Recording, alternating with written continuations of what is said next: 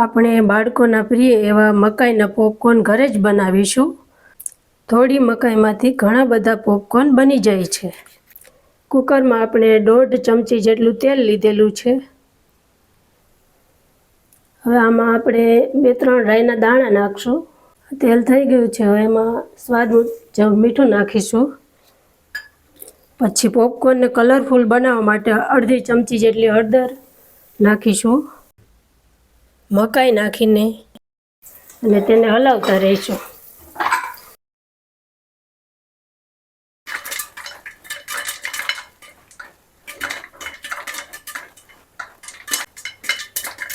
હવે આપણા પોપકોર્ન છે તે આ કુકરની અંદર ફૂટવા માંડ્યા છે.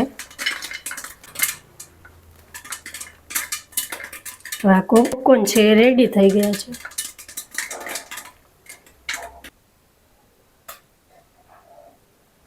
કેવા સરસ મજાના આપણા પોપકોર્ન તૈયાર થઈ ગયેલા છે. બાળકોને ઈચ્છા થાય ત્યારે ફટાફટ આ પોપકોર્ન બનાવી શકાય છે અને ઘરના બધા જ સભ્યોને પણ આ પોપકોર્ન ખાવાની મજા આવશે.